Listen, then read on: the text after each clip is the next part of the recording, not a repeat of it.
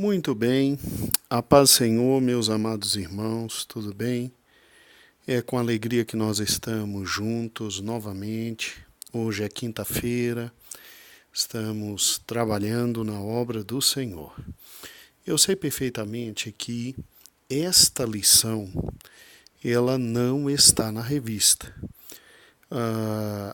mas foi uma opção pessoal minha.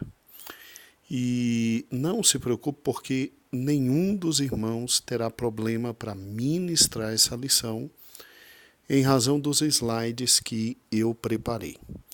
A lição versa sobre John Wesley e a importância desse grande general para a obra de Deus. E principalmente para nós aqui do continente sul-americano e nós pentecostais. Tá bom? Sei perfeitamente que os irmãos estudaram, ouviram aquele áudio, buscaram um novo material e agora vamos juntinhos, com muita calma, para uma das lições mais importantes que teremos. Vimos na última aula a Contra-Reforma. Lição dolorosa aquela, né? Contra-Reforma, meu Deus do céu. E agora vamos, obviamente, com a lição Brilha a Luz na América, ou seja, no Novo Mundo. E aqui está um mapa da Europa. E, obviamente, como ficou a situação após a consolidação religiosa da Reforma Protestante e da Contra-Reforma Católica. Ficou exatamente assim. Olha que interessante. Desculpe, eu estou um pouquinho gripado. Na Alemanha, Deus levanta Lutero e a Igreja Luterana como a primeira grande forma de separação da Igreja Católica Apostólica Romana. Obviamente que o luteranismo se expande para o norte, chegando na Suécia, Noruega, Dinamarca, Finlândia e até a querida Islândia. Deus usa ao mesmo tempo dois grandes outros homens chamados Zwingli e João Calvino para atingir a posição estratégica e fundamental da Suíça e alcançar a própria França. Após, o Senhor levanta um homem chamado Menon Simons, que ele vai para os Países Baixos, ou seja, Holanda e Bélgica, e Menon Simons arrebanha os queridos anabatistas. Veja que historicamente nós já temos a Igreja Católica, a Igreja Luterana, a Igreja Reformada, que é o nome dado às igrejas que Calvino e Zwingli trouxeram, e a Igreja Menonita, com Menon Simons. Deus vai erguer um dos grandes discípulos de Calvino, John Knox, para ir para a Escócia e lá fundar a Igreja Presbiteriana, e o Senhor levanta Jacó Armínio para nos trazer uma nova e mais profunda visão do Evangelho, e de Armínio virão as igrejas batistas, né, em sua origem. Temos batistas que são calvinistas, temos, mas o batista de origem é realmente arminiano, e nós pentecostais. Tá? E nós pentecostais. Muito bem. Veja que, por fim, nós estudamos que, mesmo de forma indo e voltando, não tendo muita firmeza espiritual, mas houve um rompimento com a Igreja Católica e surge a Igreja Anglicana, aqui representada pela figura do rei Henrique VIII. Se você parar e pensar, toda esta área era católica. E agora a Europa está dividida. Dividida por quê? Porque você tem todas estas igrejas diferentes da católica, com uma nova visão teológica, né? E você tem, obviamente, o catolicismo ainda prevalecendo aqui na França, o catolicismo ainda sobrevivendo aqui na Itália, óbvio, o catolicismo sobrevivendo na Espanha e o catolicismo sobrevivendo em Portugal. E você tem, obviamente, um retomar da Polônia e um retomar da Tchecoslováquia, da Hungria para o catolicismo. Eu creio, irmãos, que a decepção que, obviamente, os padres e os papas tiveram com a reforma protestante, creio que foi uma coisa incomensurável, porque olha como está agora o cenário religioso. E eu quero que você compreenda que quando eu coloco essas fotos, não é porque só tem essa igreja, não. Na Alemanha tinha igrejas católicas, mas eram mínimas. Agora, na Polônia, mesmo tendo a Polônia, a Hungria sido recuperada, mesmo tendo a França sido recuperada ao catolicismo, você tinha pequenas igrejas também protestantes. Então, além de nós nos tornarmos igrejas absolutamente separadas e vivendo à luz do verdadeiro evangelho, você tem o catolicismo absolutamente dissolvido na parte sul da Europa, tá vendo? Eles estão aqui na parte sul da Europa, enquanto a parte norte, mais desenvolvida, intelectualizada e forte economicamente, ela é absolutamente protestante. E não se esqueça aqui, do lado aqui do Oriente, incluindo Rússia, Grécia e etc., você tem uma igreja católica diferente, que é a igreja ortodoxa, que se separou da igreja católica em 1054. Então, se nós pararmos e pensarmos, olha que interessante, este é o quadro e é o cenário. E inconformados, óbvio, os católicos romanos, eles vão se utilizar da Companhia de Jesus, como nós já vimos, para vir exatamente aqui para o novo continente, o novo mundo, para espalhar o catolicismo. Já que não tem como segurar o protestantismo, já que não tem como recuperar tudo que perdeu ao protestantismo, eles vêm para as novas terras e eles conquistam. Aqui estão os espanhóis, conquistando tudo aquilo que nós vimos na aula passada, a América Central, o México e toda a querida grande parte da América do Sul. E não obstante isso, ainda vem a reboque Portugal, conquistando o Brasil e trazendo os seus jesuítas e trazendo o catolicismo. Vamos juntos, então. Assim, nós vimos, e obviamente aqui em cima, crescendo, toda a querida Espanha dominando e o catolicismo dominando. Então, se você parar e pensar, aparentemente, para nós chegarmos agora com o protestantismo no novo mundo, as dificuldades seriam enormes, enormes. Mas Deus, por sua misericórdia, pega esta pequena ilha aqui, chamada Inglaterra, e envia simplesmente puritanos para cá, fugindo, obviamente, do anglicanismo.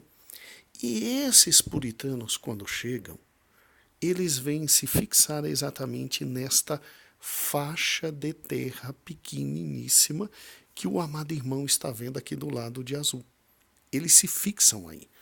Aí vem a pergunta, pastor, por que eles não foram para o centro dos Estados Unidos? Presta atenção, você não pode se esquecer que antes dos ingleses chegassem, quem já estava aqui? Vamos lá, voltando só um pouquinho. Você tem que compreender que quem chegou aqui em primeiro lugar foram os espanhóis. Aí eles dominaram toda essa parte da América Central, essa primeira parte aqui da América do Norte, que é o México, a América do Sul todinha. Se lembra, eles destruíram todas as civilizações Inca, Azteca e Maia, e eles subiram até aqui, ó. Aí vem Portugal, domina o Brasil, né? E eles subiram simplesmente até aqui, ó. Então, qual foi a faixa de terra que sobrou para protestantes virem colonizar? Bem, sobrou exatamente esse restinho aqui. E óbvio que vem a pergunta, né? Mas espera aí, por que os ingleses, então, quando vieram colonizar essa parte, já sabemos. Mas por que os espanhóis e os portugueses não pegaram logo essa parte aqui? Por um fator muito simples.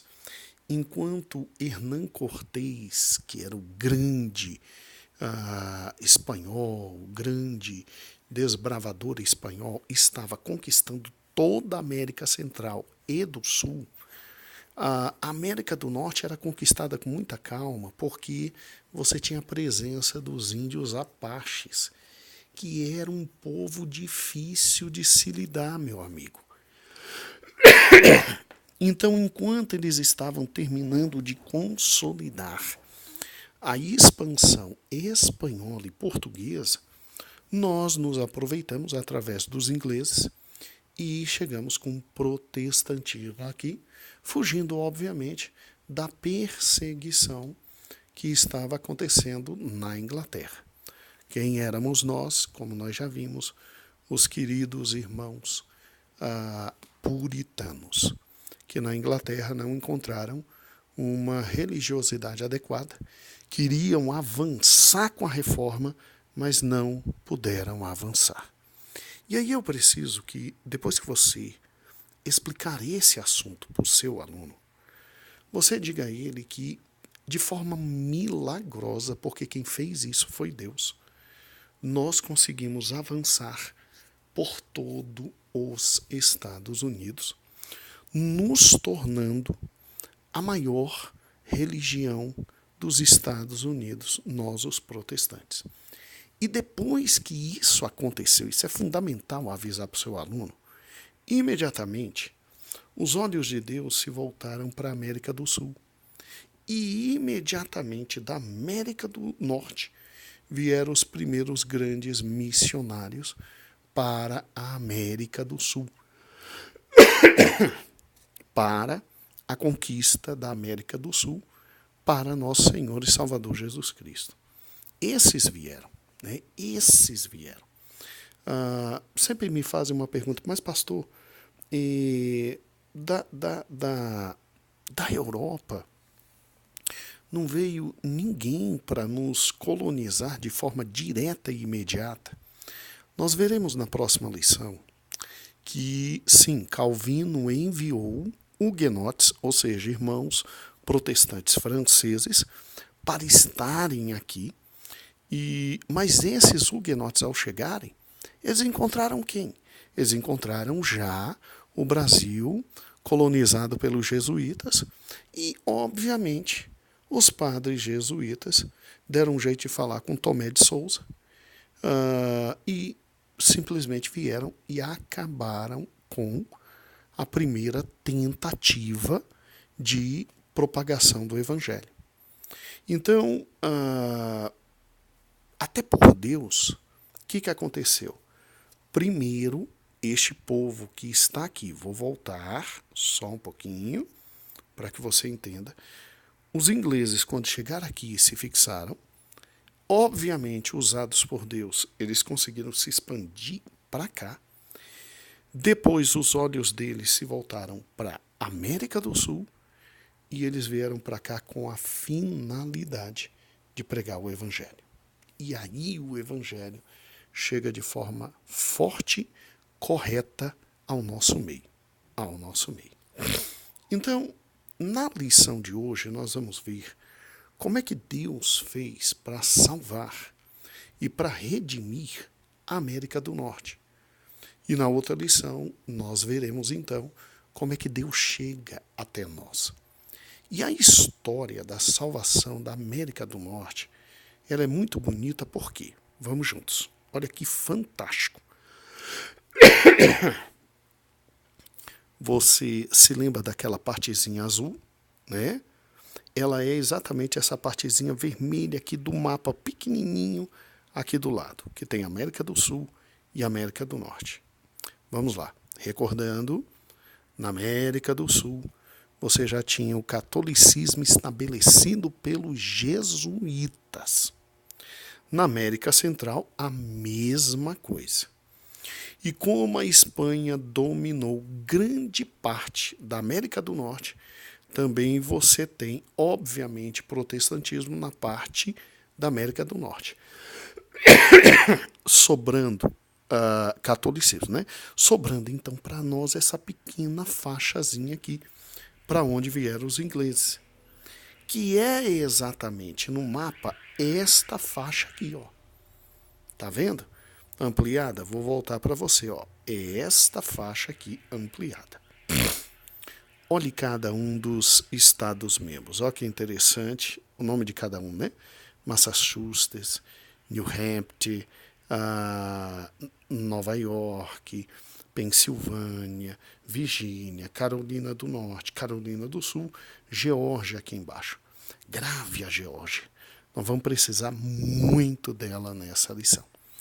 Então, olha que interessante, quando nossos irmãos vieram, os primeiros protestantes a pisarem nesta terra, essa terra, tal como a América do Sul e a América do Norte, já era, sim, amplamente dominada por católicos.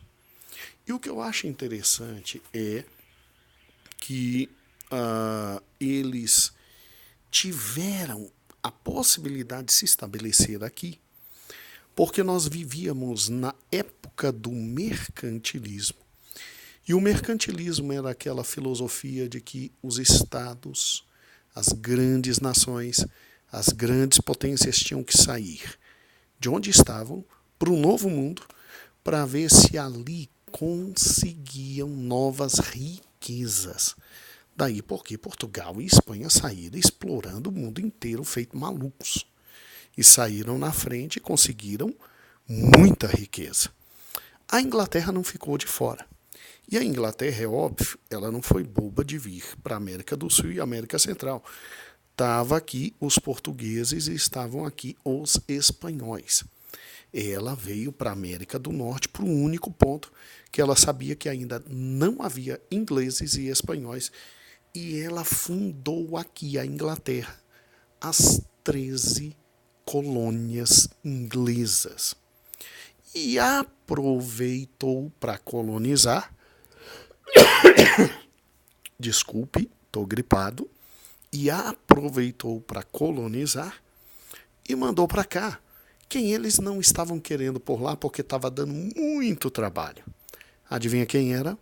Nossos irmãos em Cristo, os puritanos. Então, vocês querem liberdade de religião, vocês não querem o anglicanismo, então vai para a América e mandaram para cá. E aí, o que acontece? Você tem na América, ó que fantástico, irmãos, você tem na América um grupo de puritanos vivendo, colonizando, que são colônia da Inglaterra, e que aqui finalmente tem liberdade religiosa. Olha que fantástico isso aqui.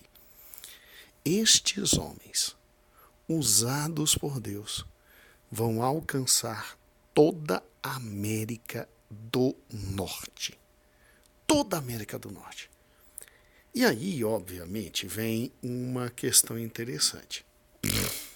Quando vieram para cá, pode colocar na cabeça, vieram todas as espécies de igreja que se tinha na Inglaterra, que se tinha de igrejas protestantes na França e na Holanda. Então vieram para cá, em primeiro lugar, obviamente, porque foram enviados pelos ingleses, quem era da Igreja da Inglaterra, os anglicanos. Onde eles ficaram? Olha aqui, ó, Carolina do Norte, Carolina do Sul, a Geórgia, que eu já pedi para você gravar, que é muito importante para nós, e chegaram também, obviamente, em Nova York.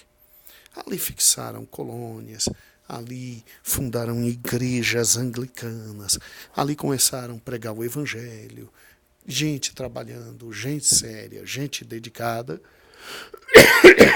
e, obviamente, trabalhando para o Senhor nessa nova dinâmica e nessa nova terra.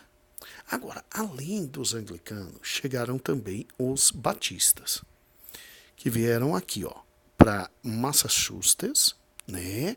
Em primeiro lugar, vieram também lá em cima, Massachusetts também, vieram também para New Hampshire, né? New Hampshire.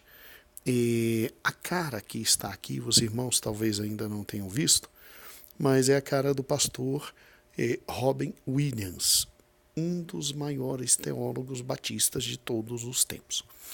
Por que os batistas vieram para cá? Por uma razão simples. Quem eram os batistas? Os batistas eram aqueles que fugiram da Inglaterra, eram puritanos, fugiram da Inglaterra, foram para a Holanda e ficaram na Holanda durante muitos anos. Depois voltaram para a Inglaterra e da Inglaterra vieram para cá. E na Holanda eles tiveram acesso a quem? Armínio. Com todo o conhecimento do arminianismo, chegaram à conclusão de que realmente o batismo tinha que ser depois de absolutamente grande e entendido, de que Calvino errou no tocante às suas doutrinas e imediatamente a Igreja Batista foi fundada. Eu não estou dizendo que todos os batistas são arminianos, mas os batistas começaram como arminianos e depois é que alguns continuaram com o nome de batistas, mas se tornaram presbiterianos, né? Calvinistas. E esse povo chegou aqui. Muito bem.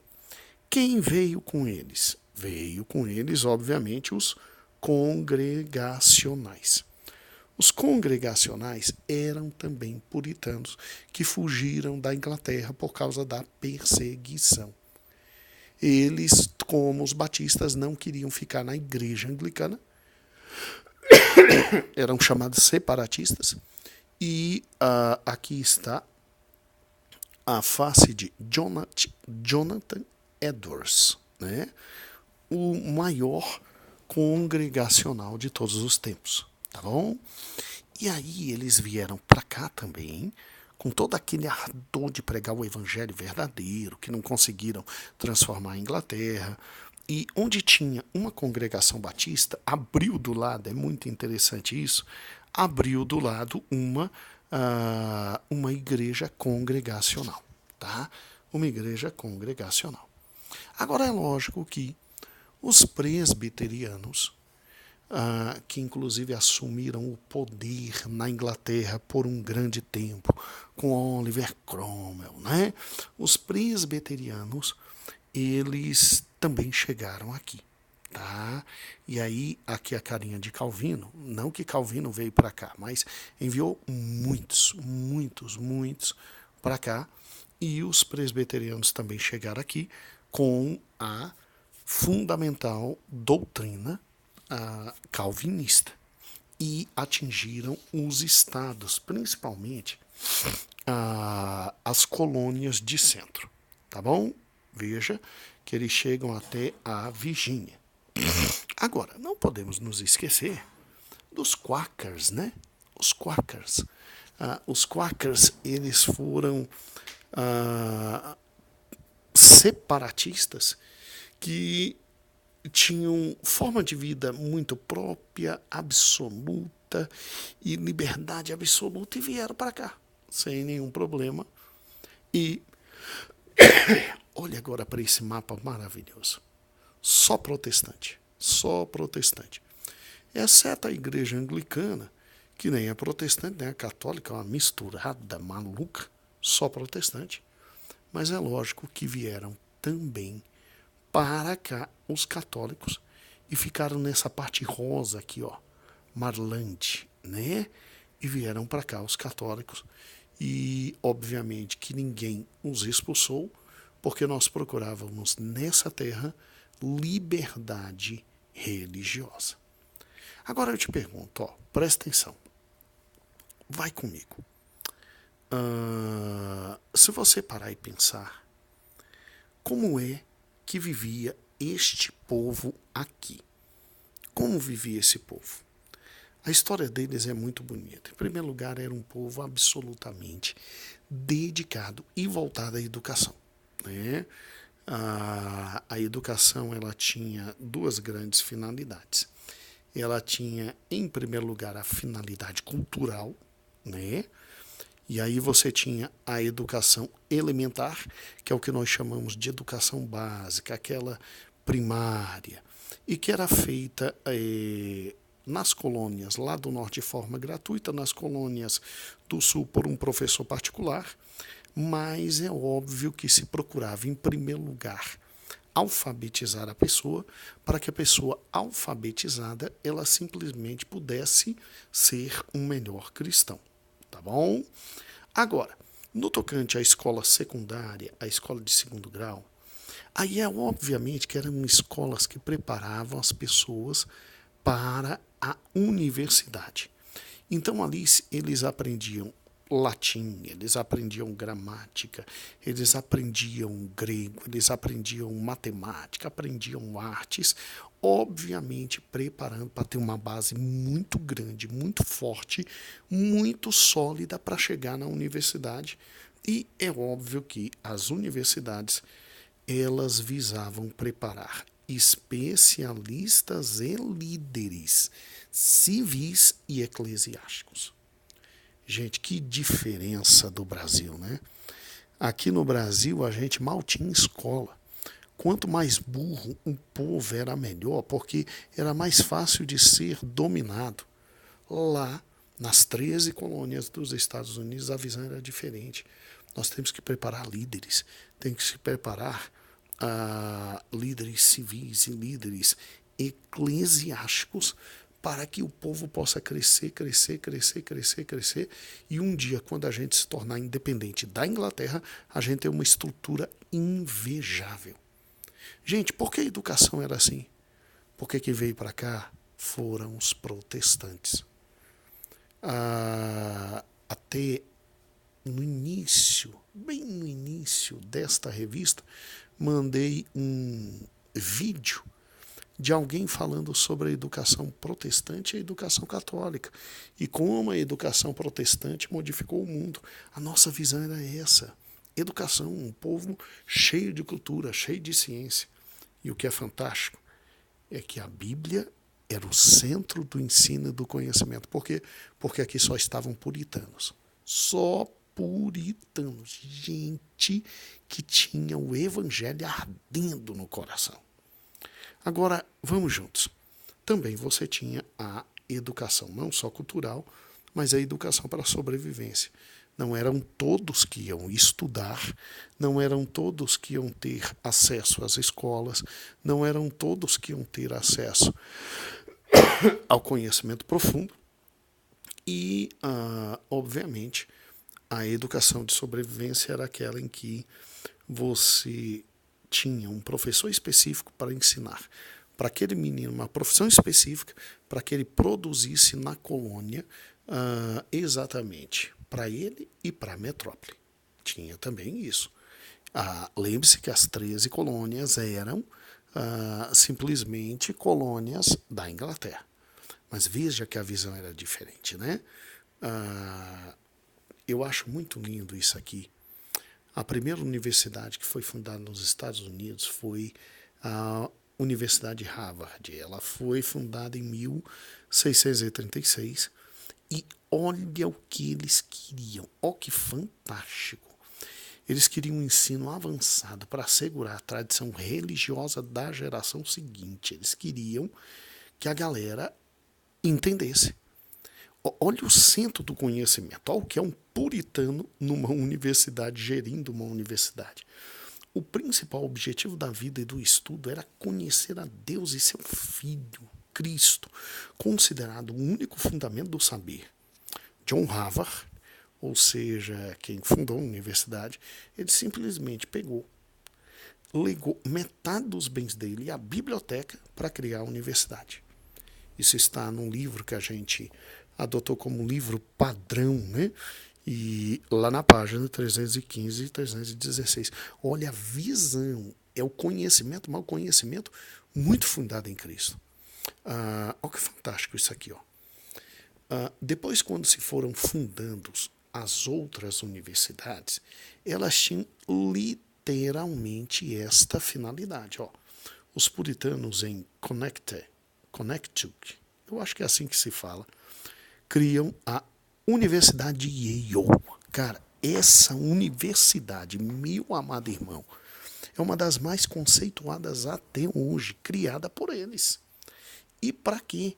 Para simplesmente levar a juventude a uma educação liberal e religiosa e criar líderes para as colônias. Bem igualzinho o Brasil, né? Quem queria que seus filhos estudassem, que mandasse para Portugal, porque aqui não tinha estudo, não. Era perigoso ter estudo, né? Vamos lá. 1726, William Tennant, ministro irlandês, fundou escola perto da Filadélfia, a fim de educar seus filhos e outros rapazes para o ministério. E o que aconteceu? Depois dele, Jonathan Dixon simplesmente conseguiu uma licença, fundou uma nova escola em 1746 e depois essa escola veio a se tornar a Universidade de New Jersey. E depois indo para Princeton, Universidade de Princeton. Olha que interessante. Os batistas em Rhode Island, né, fundaram a universidade. Então, se você parar e pensar, cada grupo que veio para cá, anglicano, batista, presbiteriano, metodista, todo grupo que veio para cá, eles tinham uma grande finalidade: fundar universidades de alto nível para preparar ministros para o evangelho e grandes líderes para a querida sociedade. Então, era um povo que pensava diferente. Mas você quer o quê? É gente que teme a Deus, anda nos seus caminhos e quer o melhor. Quer o melhor. Então, veja que o início já foi bem diferente, muito forte. Agora, você não deve se esquecer que você está diante de colônias e que tem uma metrópole. Então, como era a economia por aqui? Era política mercantilista. Ou seja, Inglaterra, exatamente dona do mundo, eu simplesmente envio vocês para o novo mundo, mas lá vocês são colônias. E o pacto colonial existe. Obviamente, eu mando para você matéria-prima, você luta, me manda a matéria-prima e eu te passo o produto manufaturado. Então você está indo também para explorar a matéria-prima. É lógico que isso vai mudar depois que você tiver a independência. Mas até a independência, as colônias tinham que plantar algodão. E aí mandar para a Inglaterra algodão. Para depois voltar da Inglaterra o quê? O tecido pronto. Então, aquela política mercantilista. O algodão vale R$1, o tecido pronto vale 10. Então, eu, Inglaterra, vou lucrar em cima de você. Mas era assim. Exploração econômica, exploração social. Só que essa situação ia mudar em razão de quê? De aqui estarem servos do Senhor nas 13 colônias. E como era a política? Isso é que era fantástico. A política, irmãos, era aquela política que ia preservar a tradição inglesa dos autogovernos locais. Como assim? Cada uma das províncias tinha executivo, legislativo e judiciário. Não tão avançado como hoje, mas legislativo, executivo e judiciário, para que cada província tivesse suas leis, se autogovernasse e tivesse juízes. Isso é óbvio, né? Então, cada província era, na verdade, um estado independente. Estado independente. E isso é tão forte que, até hoje, quando você vai nos Estados Unidos, a autonomia de cada estado dos Estados Unidos é muito forte. É muito forte. Alguns estados têm pena de morte, outros não têm. Alguns estados admitem casamentos não só monogâmicos, né? Então, casamentos com várias mulheres ao mesmo tempo, né? Tem um estado lá que, agora esqueci, que é dos Mormons, né? Os Mormons são muito fortes, eles podem casar mais de uma vez. Então, assim, uma autonomia, verdadeiros estados. E, obviamente, isso é muito interessante, cada um tinha o direito de eleger, ter o seu próprio poder legislativo e criar suas leis. Como era a segurança? Bem, no plano militar, a Inglaterra é lógico que garantia com sua força armada a segurança daqueles povos. E é por isso que eles não eram atacados pelos franceses, pelos espanhóis, pelos índios, porque a força militar da Inglaterra era uma coisa impressionante. Então, veja que quando nossos irmãos chegaram aqui, eu coloquei exatamente isso para que você mostre para o seu aluno que quando nossos irmãos em Cristo chegaram aqui, Cristo providenciou tudo para eles. Sério, Cristo providenciou tudo para eles. Primeiro, veio para cá praticamente 90% de gente que serve a Deus. Esse é o primeiro detalhe. Segundo lugar, veio para cá gente querendo trabalhar e estudar e crescer. Quando chegaram aqui, as grandes universidades eram voltadas para criar grandes líderes políticos e sociais e grandes líderes religiosos. A vida era intensa. Uma economia absolutamente mercantilista, mando matéria-prima, compro produto manufaturado, mas sem nenhum problema, e uma política que ia se desenvolver e fazer o povo se desenvolver junto com a educação e que ia gerar uma independência maravilhosa. Era o local perfeito para pregar o evangelho. É como se aqui nós tivéssemos, meu amado irmão, uma nova Suíça, uma nova Alemanha, uma outra e diferente Inglaterra, uma outra e diferente França, porque cada uma das 13 colônias era então o quê? Era esse pedacinho da Europa absolutamente protestante. Protestante. Tá bom? Protestante. Então, as chances do evangelho vingar aqui no Novo Mundo era muito grande. E, obviamente, o que aconteceu? Vamos juntos. Tá vendo esse mapa?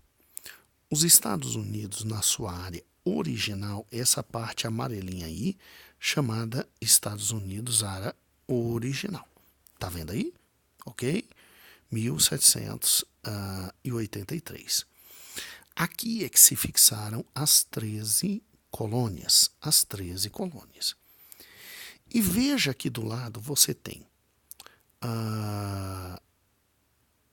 uma colônia francesa e o resto tudinho é dominado pelo México, que era dominado pela Espanha. Então, o que isso significa? Significa que nós só temos protestantes nessa área chamada Estados Unidos, aqui pequenininha. O resto tudo é católico. A França é católica. O Texas, que era do México, era católico. E o México era da Espanha. Tá? Toda essa outra parte aqui, tudo absolutamente católico. E aí, o que os Estados Unidos fizeram? Nossos irmãos cresceram economicamente tanto, foram tão abençoados por Deus, que quando conseguiram sua independência, agora começaram a olhar e desejar os demais territórios. E aí, o que acontece? Por tratados políticos ou por compra econômica, foram adquirindo os outros territórios. Quer ver? Vamos juntos. Em 1803, adquiriram toda essa parte da Louisiana e compraram dos franceses. Então, quem estava aqui? Os franceses. Tá certo? Vamos lá. Em 1818, através do Tratado de Paz com a Inglaterra, eles conseguiram essa parte aqui. Depois compraram dos espanhóis a Flórida. Compraram dos espanhóis a Flórida, né? Depois compraram o México, do México e o Texas, eles anexaram, ok? E pegaram da Inglaterra Oregon e teve uma guerra com o México, adaptaram toda essa parte aqui, absolutamente ocidental. Aqui está a Califórnia, grande estado, anexaram e por fim compraram essa última partezinha aqui do México. E agora você tem todo um território. Só que é o seguinte, você tem que compreender que aqui, em muitos locais, era absolutamente abandonado. Por exemplo, essa parte que era da França, muitas partes eram abandonadas. Mas essa parte aqui do Texas, essa parte aqui da Califórnia que adquiriram do México e, portanto, o México era espanhol, isso aqui era cheio de católico. Então, como é que você tem o quadro aqui? Olha que interessante. Você tem aqui os protestantes, como já te falei, batistas, presbiterianos, congregacionais, quakers e, inclusive, ainda católicos. E os protestantes agora de olho nessa parte aqui, querendo toda essa outra parte e politicamente adquirindo, entenda isso, ou por intermédio de guerras, ou por intermédio de compras de território. As 13 colônias vão comprando e se expandindo.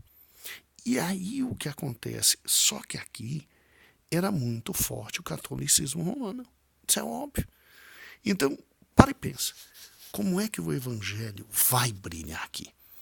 Como é que o evangelho vai atingir aqui para depois chegar a nós?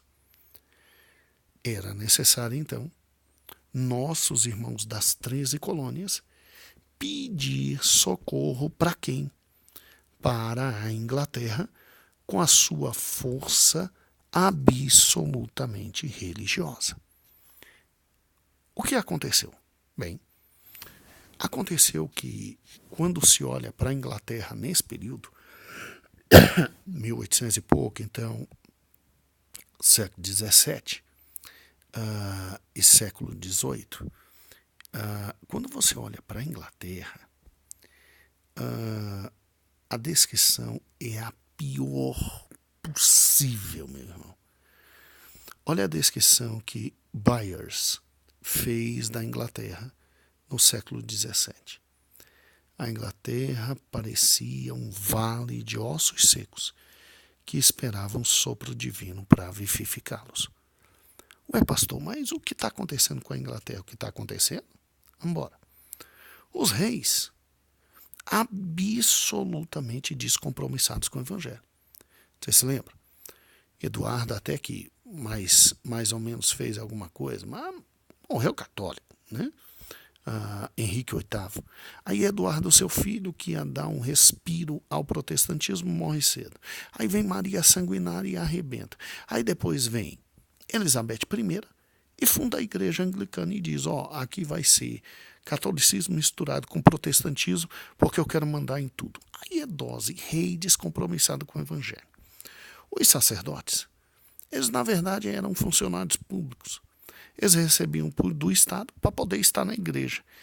E é lógico que os reis adoravam isso, porque os reis podiam exercer autoridade na igreja. A igreja era então um mero órgão do Estado. E, obviamente, decadente espiritualmente. O que vai dar à sociedade? Inexistência de espiritualidade.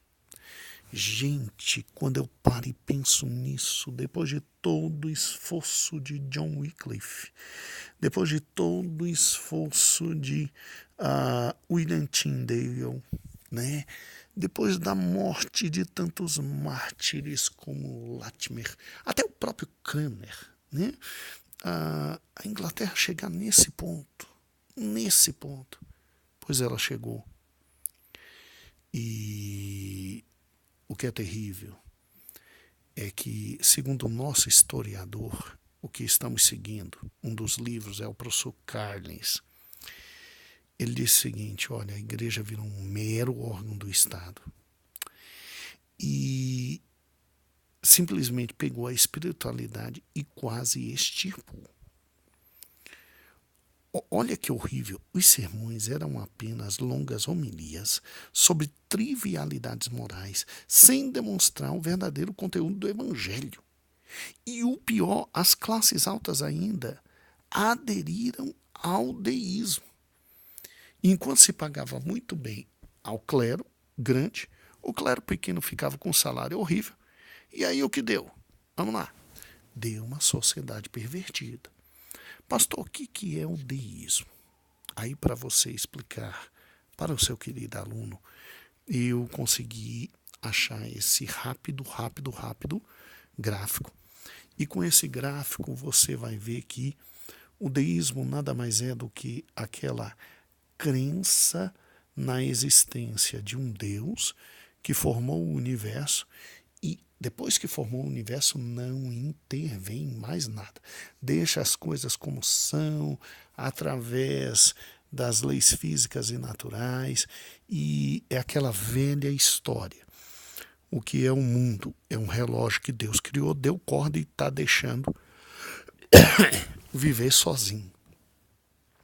A ideia deísta, ela é produto do racionalismo que tomou o mundo nessa época e que se afastava completamente de Deus. Por quê? Porque até esse momento histórico, até o século XVII, prevalecia no mundo o teísmo. O que é o teísmo? Bem, com o teísmo, tal como o deísmo, se acredita em Deus. E se acredita que Deus formou o universo. Agora, o deísmo acredita que Deus originou, sim. Mas qual é a diferença? A diferença é essa aqui, ó. O teísta crê que Deus interfere ativamente em tudo que fez. Que Deus controla mares, que Deus controla rios, que Deus absolutamente está presente na sua providência maravilhosa, cuidando de tudo, que é o que nós queremos. Mas o deísta não. O deísta diz que Deus não interfere em nada. O mundo é um relógio que Deus deu corda e soltou. Nós, entretanto, cremos que Deus, além de intervir, Deus ainda se revela. Então nós cremos na natureza como revelação, na Bíblia como revelação, até revelação pessoal. Como o deísta simplesmente está nem por aí com nada e não crê que Deus intervém, então é lógico que Deus não vai se revelar. E daí um problema muito sério. Porque se eu creio que Deus se revela, eu acredito em eventos sobrenaturais, profecias, milagres. Se eu não creio que Deus se revela, não acredito em nada disso. E aí é óbvio que o centro de tudo cai. Porque se Deus não se revela, a Bíblia não é a palavra de Deus. Agora, o teísta, obviamente, concorda com todas as afirmações religiosas. O deísta não. O deísta não está nem por aí com nada. Adivinha o que invadiu a Inglaterra exatamente no momento em que os puritanos mais precisavam dos irmãos ingleses que ficaram na Inglaterra para tentar ainda salvar a Inglaterra e um dia modificar o anglicanismo. Olha o que entrou. Infelizmente entrou a filosofia deísta. Então escute.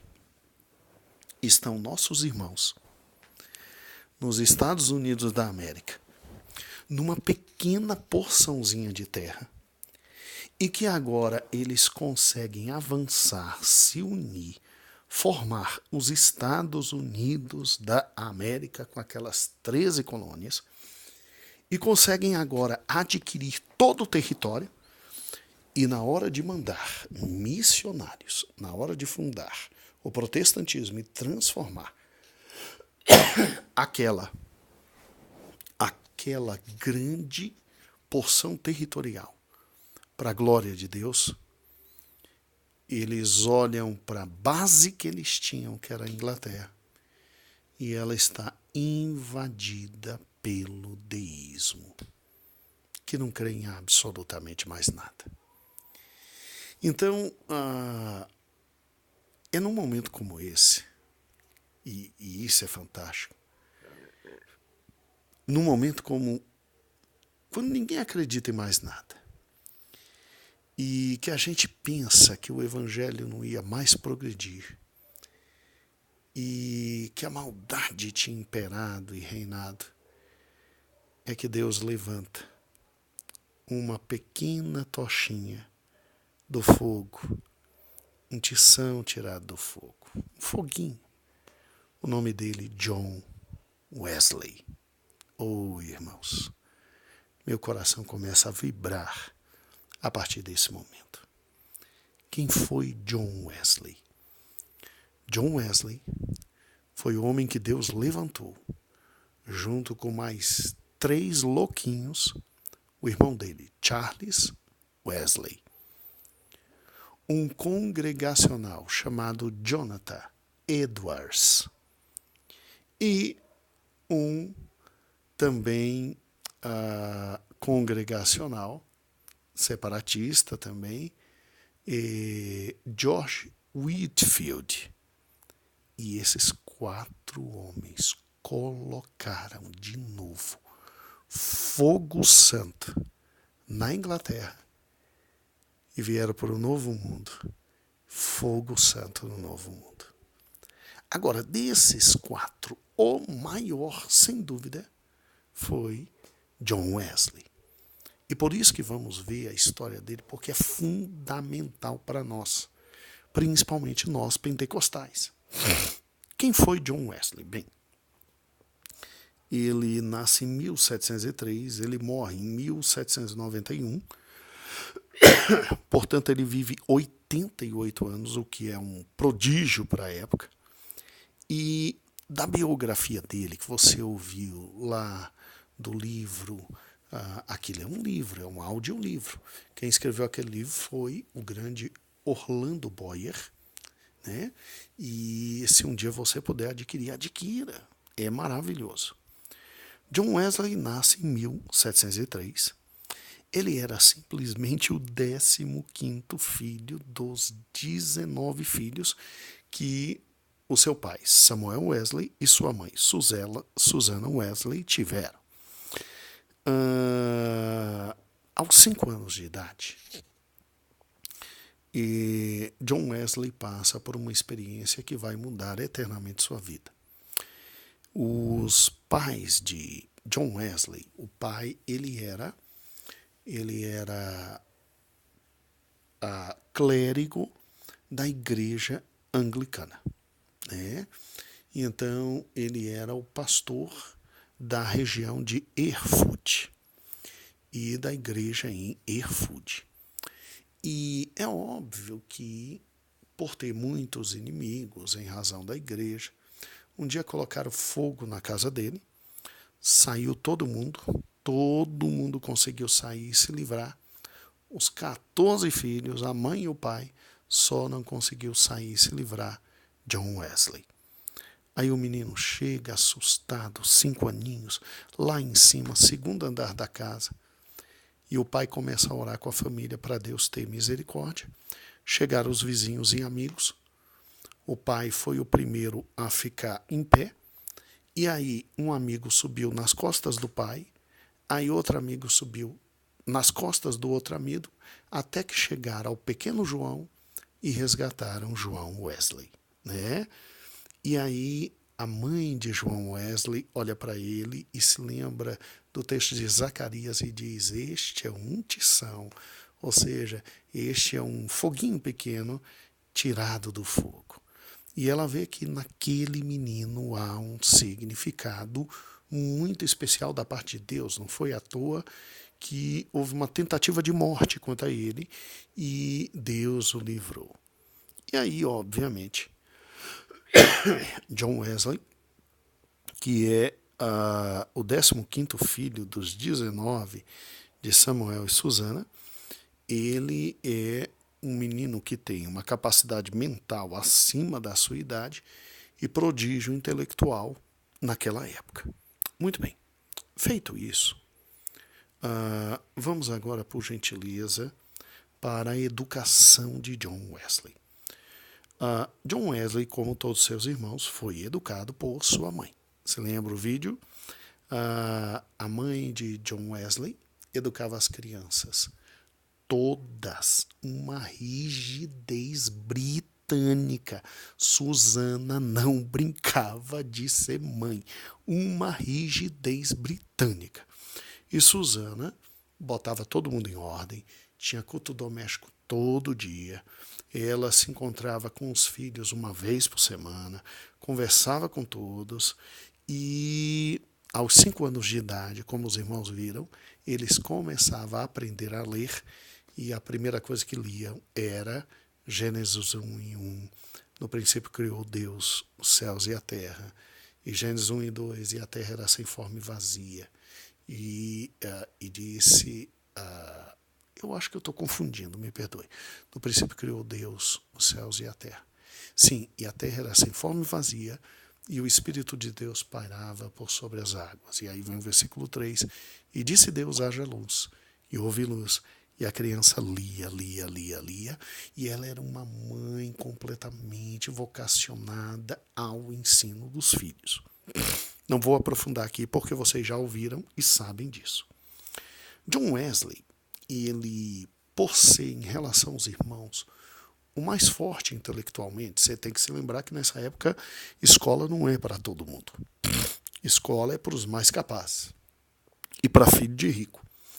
John Wesley ganha, graças ao Duque de Buckingham, ele ganha uma bolsa para estudar na Chatham House, uma das escolas mais importantes da sua região e só de ricos.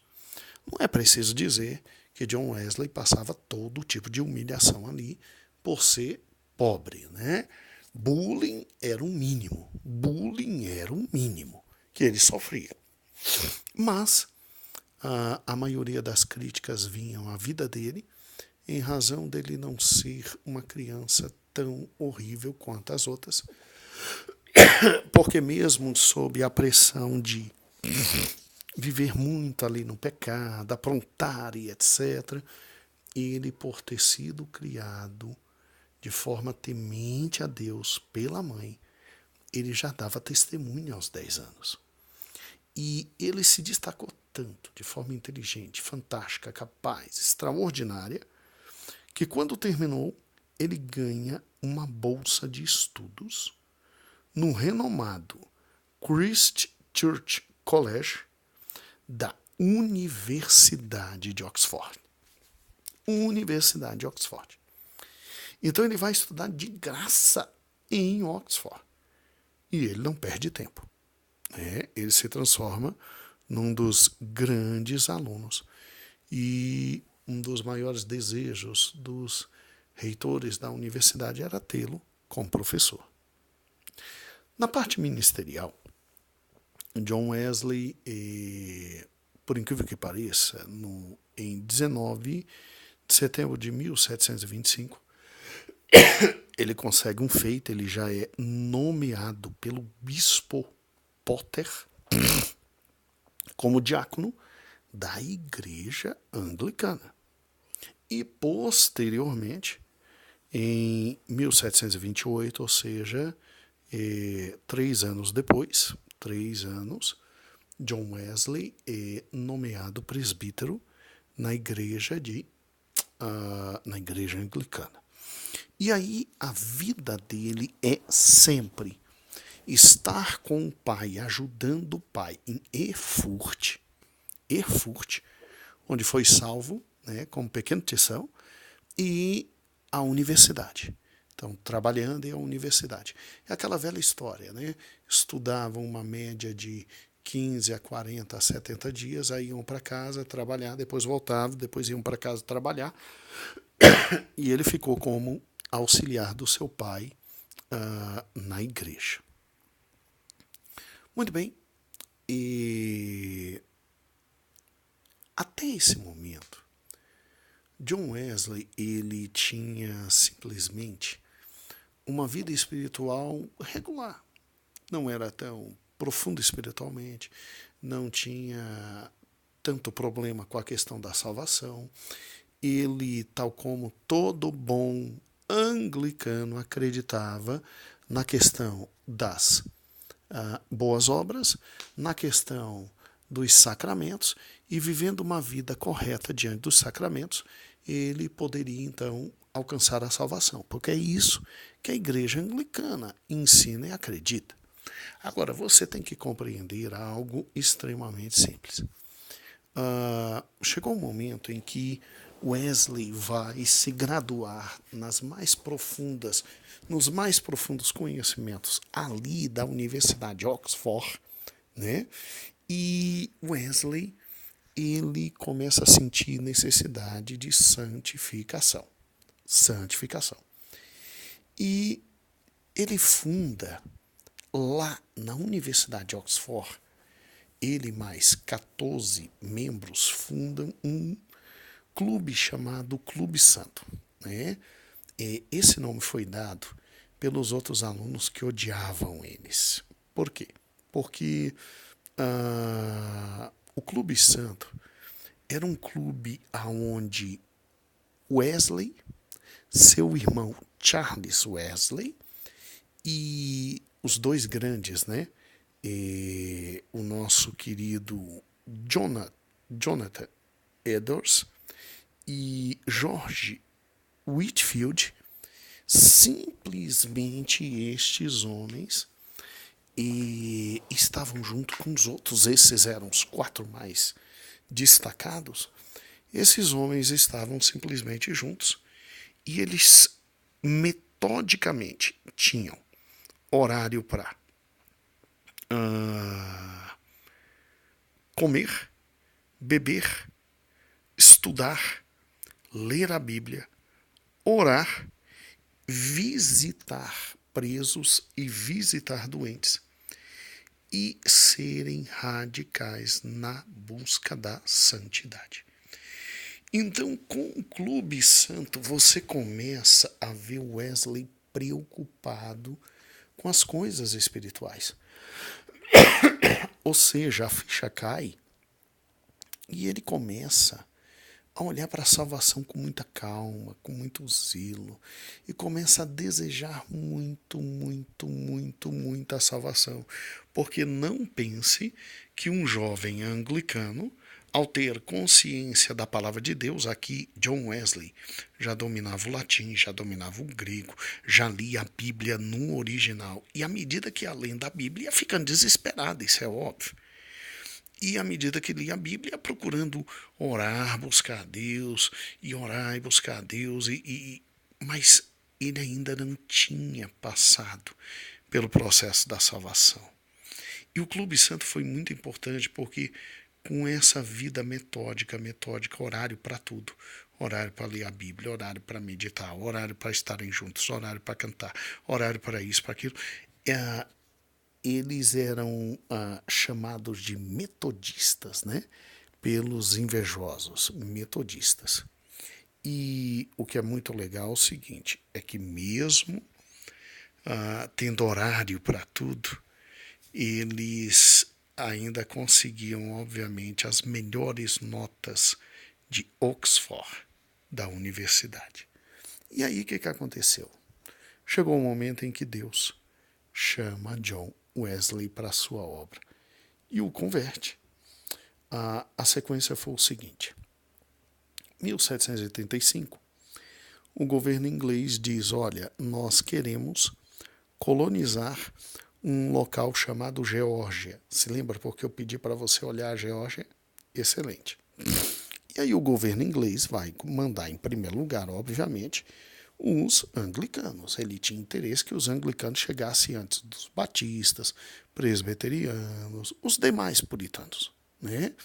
E aí o que acontece? Quem vai para lá trabalhar como capelão? John Wesley. John Wesley com seu irmão vão e eles ficam na colônia de Oglethorpe, na Geórgia. E que ocorre? Ocorre que o ministério dele foi um fracasso. Meu Deus do céu, coitado. O ministério dele foi um fracasso. E ele ficou chateado, ele não conseguiu muita coisa.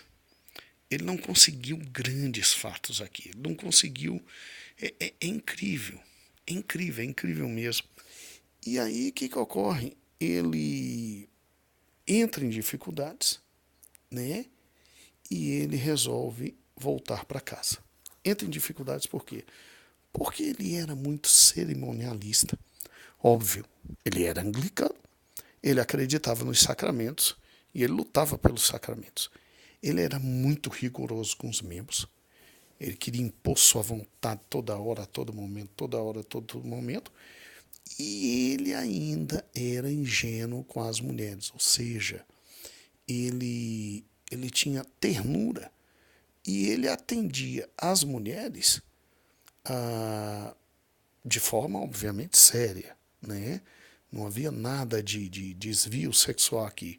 Mas vai falar isso para os homens da cidade, né? Então, qual foi o resultado? Ó, manda esse guri fora. Manda esse guri fora e Deus lhe guarde, né? Muito bem, vamos lá. Obviamente que em 1787 ele retorna para Inglaterra. E no navio de retorno, ele encontra uma experiência espiritual muito grande, que foram os irmãos morávios. Quem são os irmãos morávios? São os discípulos de John Hus, que passam depois pelo conde de Zinzendorf. E os irmãos morávios, eles tinham uma espiritualidade tão grande, tão grande, tão grande, que John Wesley passou pela maior experiência da vida dele, que foi o seguinte: ele simplesmente entrou numa tempestade, ficou com medo de morrer, enquanto os morávios estavam tranquilos, rindo. E ele ficou assim: mas espera aí, como é que eles podem ter tamanha calma, estarem rindo e vivendo assim? Foi atrás de saber o que eles tinham. Daí, o pastor morável que estava lá começou a ensinar a ele as maiores verdades do Evangelho.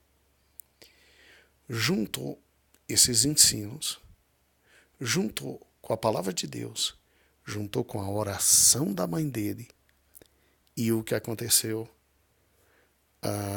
John Wesley teve o seu coração começando a ser quebrantado. E aí, em 1738, quando ele estava numa leitura, acompanhando o comentário de Lutero sobre Romanos, segundo ele, o coração dele ardeu de forma tão grande, tão grande, tão grande, tão grande, que ele entendeu, finalmente, que pecado não se perdoa por sacramento. Que Cristo entra no coração, limpa o pecado, transforma a vida. E John Wesley, então, agora é atingido pelo Evangelho. Obviamente que isso aconteceu em reunião com irmãos morávios. E agora ele vai para a Alemanha conhecer a igreja morávia. E ele volta, irmãos. Glória a Deus. Cheio do Espírito Santo. Volta em 1738. Volta doido para falar. Doido para pregar. Só que ele queria pregar algo muito perigoso. Ele queria pregar que o homem era pecador, ia para o inferno. E que Cristo veio e morreu na cruz. E que quem se arrepender e crer em Cristo, e só em Cristo, e no que ele fez, está automaticamente arrependido, é aceito por Deus e agora só tem que trabalhar um lado maravilhoso, que é a santificação. Adivinha o que aconteceu quando os pregadores e os bispos anglicanos ouviram esse menino falar sobre isso? É interessante, alguns historiadores chegam a dizer que alguns bispos disseram assim: meu Deus do céu, de novo não, de novo não. Os nossos antepassados conseguiram matar John Wycliffe, e John Wycliffe se levanta de novo. Pelo amor de Deus, eu não acredito nisso de novo, não. Lá vem de novo brigar contra toda a tradição católica que nós temos, toda a tradição de sacramento e etc. Mas eles ficaram malucos e proibiram o menino de pregar. Nessa época, seu pai estava morto, e aí ele disse o seguinte: tô nem aí, o mundo é a minha paróquia. Já que eu não posso pregar aqui dentro, vou pregar lá fora. Irmãos, esse menino cheio do Espírito de Deus, ele fez só o seguinte: ele andou mais de 400.000 quilômetros só para pregar o Evangelho. A vida dele era idêntica à de Paulo. Tanto é que chamam John Wesley de o segundo Paulo. 400.000 quilômetros. Ora a pé, ora a cavalo, ora de embarcação. Pra você ter uma ideia, historiadores dizem que um dia o cavalo de Wesley, tadinho, estava manco, com muita dor. Wesley orou pelo cavalo e o cavalo voltou a andar. Você está entendendo quem é Wesley? Você entende que homem é esse?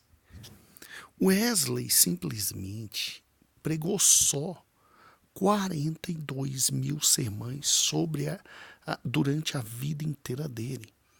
E 85 dos sermões foram ao ar livre. Ele e George Whitefield. George Whitefield, a mesma coisa, proibido de pregar, porque estava cheio do Espírito Santo. Porque estava falando que o homem é pecador, que Cristo veio para perdoar pecados, quem aceitar Cristo está salvo, não precisa de mais nada, e é só viver de acordo com as Escrituras. 85% ao ar livre. E não era qualquer sermão, não.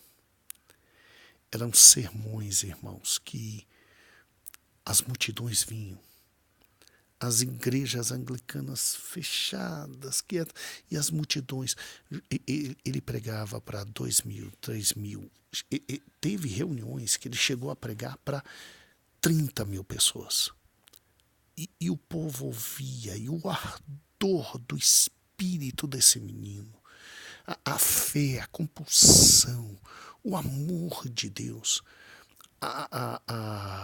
só alguém cheio do Espírito Santo poderia produzir isso. Um historiador diz que determinada tarde, quando ele foi pregar, o sol estava tão quente, tão quente, tão quente, que ele olhou para o céu e parece que Deus, olhando para o olho dele, teve misericórdia, colocou imediatamente uma nuvem no céu e ele pôde terminar a pregação. Não raras vezes, quando ele ia pregar, queria começar uma tempestade, ele olhava para o céu e dizia: Senhor, para a tempestade, que ela venha só depois da pregação. A tempestade parava, o povo vinha, ficava maluco com John Wesley. Ele pregava, e depois que ele pregava, simplesmente a glória de Deus caía de tal forma que o povo ficava encantado e começou a segui-lo. John Wesley, ele escreveu só 200 livros, cerca de 200 livros, e no meio deles até um dicionário para ajudar o povo inglês a ler e escrever. E a Inglaterra, que estava morta, foi inflamada pelo Espírito de Deus.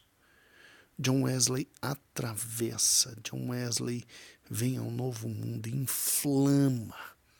John Wesley envia muitos missionários ao novo mundo e inflama, irmãos, inflama as 13 colônias de tal forma que o evangelho foi dominando e os Estados Unidos se tornou o maior país protestante do mundo na época. Pra você ter uma ideia, isso aqui é dado. Todas as demais igrejas protestantes somadas na época de John Wesley não tinha o número de membros dos metodistas. Porque John Wesley, ele não funda a igreja metodista, mas os seus discípulos fundam a igreja metodista. Então, olha o poder, olha o derramar do Espírito Santo.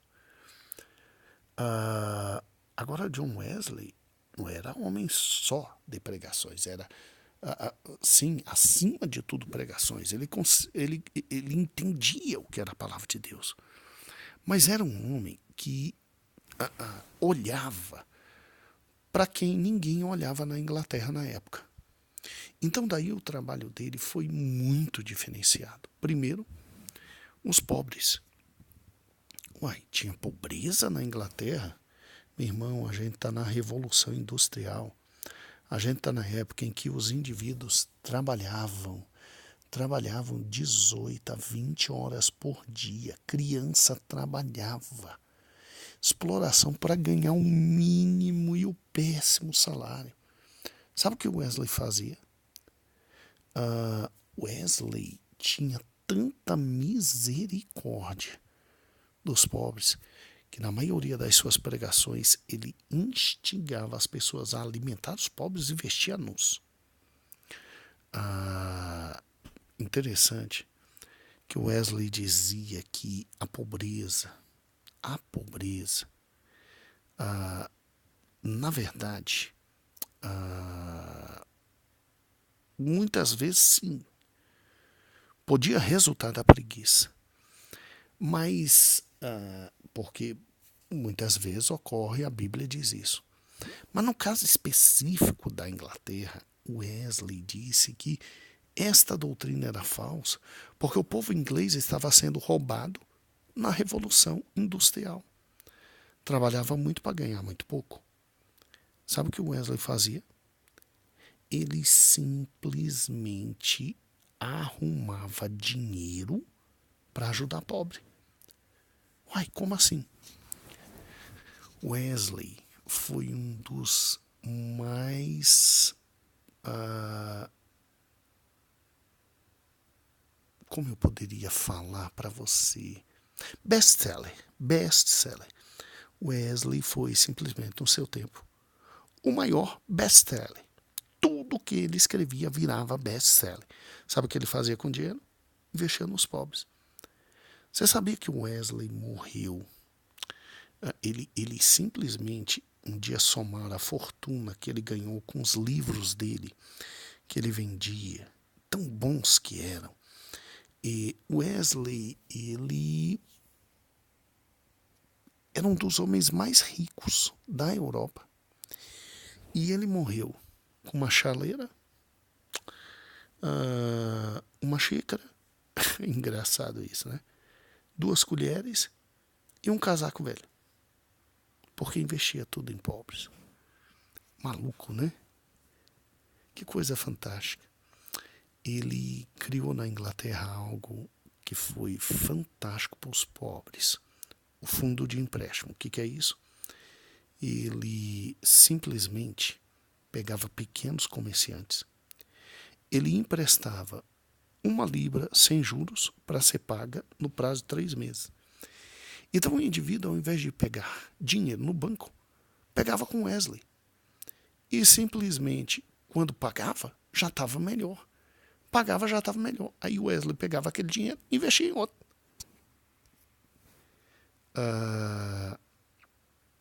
E olha que fantástico, né? Olha que fantástico. Wesley, na capela de Westminster, né, em Londres, e que era uma capela que foi usada por huguenotes franceses protestantes, né, que fugiram da França. Ele comprou essa capela e ele transformou essa capela num centro de trabalho social metodista. Tinha sala de cirurgia, tinha um pequeno hospital, tinha uma escola grátis e fantástico como ali Deus operou e abrigou pobres. Aqui está uma foto dela, tá? Aqui está uma foto dela. Tudo construído com esse sistema simples de Wesley, de ajudar os outros. Wesley tinha compaixão muito grande pelos doentes, tanto é que, para você ter uma ideia, Wesley não conhecia só o latim, as línguas, né, básicas que eles tinham que conhecer na época, que ele era muito inteligente, que é o latim, o grego, o hebraico, o aramaico. Ele não conhecia só sociologia, filosofia, ele não conhecia só psicologia e história e geografia. Ele também conhecia muito de medicina. E interessante, quando ele escreveu esse livro, Física Elementar, esse é um livro que até hoje tem influenciado pensamentos na área de quê? Na área de medicina. Quando Wesley comprou em Londres a West Street, uma fundação, né, uma fundição que tinha e estava parado, que ele simplesmente criou aquele prédio que nós vimos. Lá dentro tinham clínicas e eram oferecidos remédios, principalmente para os pobres. Olha uma máquina que tinha lá e que era de Wesley e que ele fazia tratamento com choques elétricos. Era maluquinho, né? Era um gênio. Olha aqui, ó. Fantástico isso.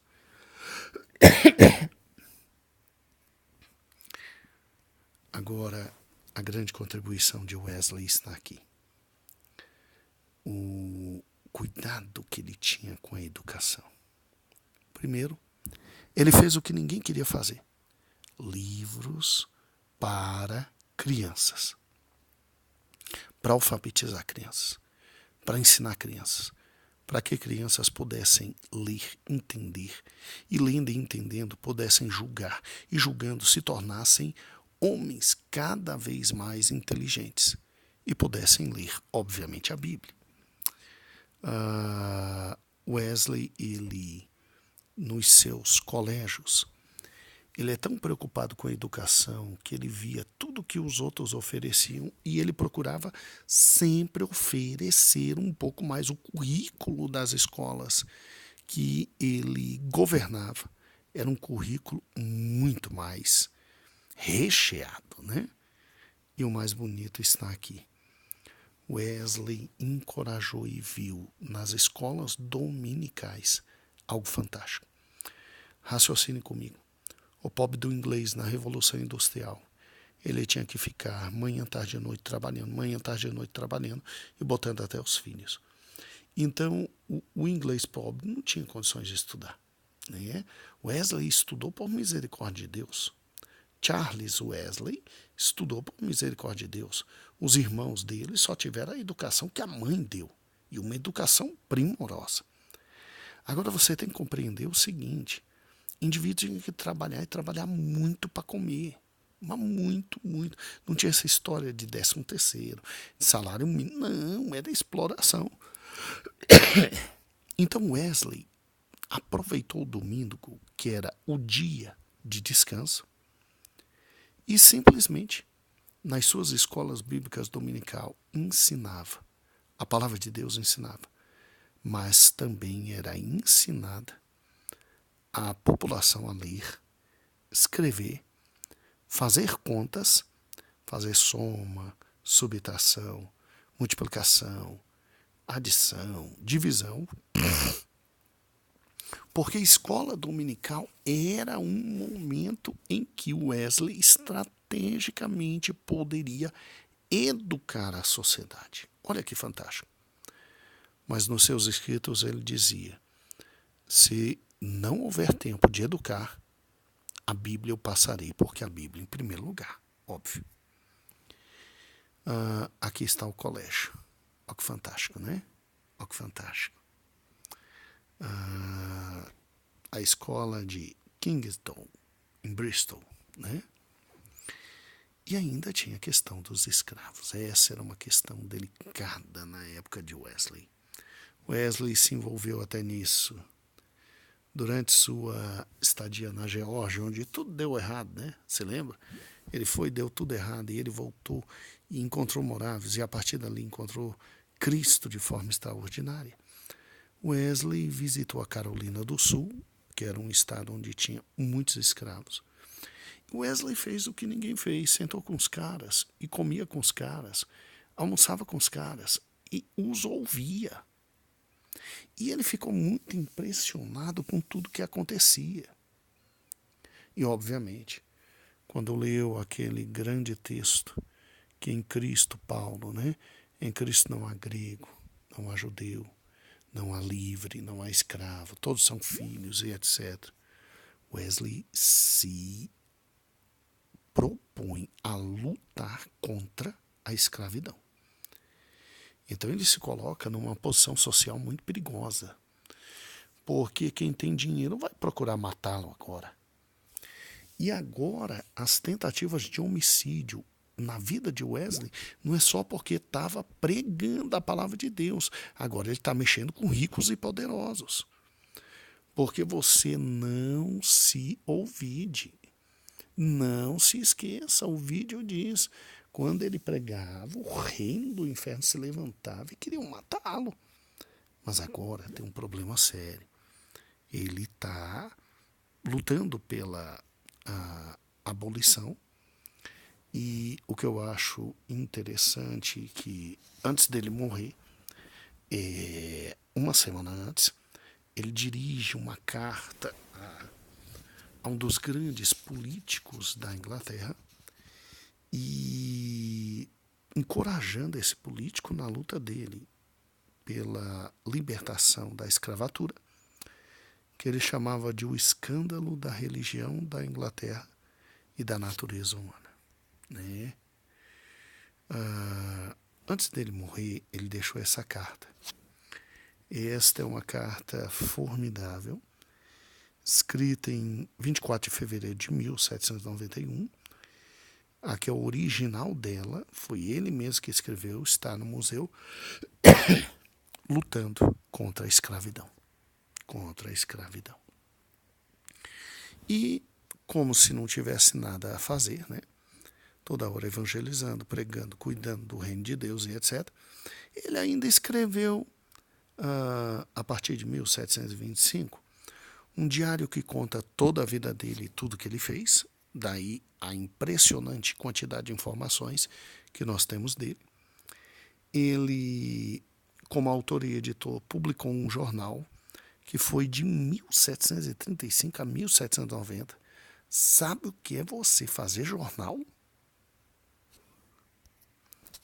Como se não tivesse o que fazer, ainda escreveu 200 livros, dos quais 8 irmãos estão na estante de livros de gente grande como Calvino, como Lutero, como Zwingli. São livros que obrigatoriamente qualquer cristão tem que ler, de tão fantásticos que são. E ainda teve tempo de publicar um dicionário. Sim, até para ajudar a quem? Aos pobres, que ele estava ensinando a ler e escrever aonde? Nas escolas dominical, também depois dos cultos. E um dicionário para o indivíduo, à medida que tivesse dúvida num em outro termo, poder ler. E na hora vaga, quando não estava fazendo nada, tadinho, ele publicava panfletos condenando o suborno e a corrupção. Mas não é maluco um homem desse? Condenando o suborno e a corrupção. E que tinha uma influência grande em toda a Inglaterra e Estados Unidos. Aqui eu fiz questão de colocar uma cópia do dicionário que ele fez. Tá? É exatamente assim, ó. Inclusive a palavra aqui, ó, lá em cima da página M1, certo? M, letra M, lá em cima é metodista. E aí o conceito que ele coloca, aquele que vive de acordo com o método estipulado na Bíblia, né? Aqui está uma cópia. Irmãos, um homem como esse foi tão grande quanto Calvino, tão grande quanto Zwingli, e tão grande quanto Lutero, como John Knox, como todos os outros grandes homens da palavra de Deus. E quando ele morreu, esta escrita foi colocada. Eu peço que você leia com seu aluno essa escrita, porque ela é muito importante. Tá bom?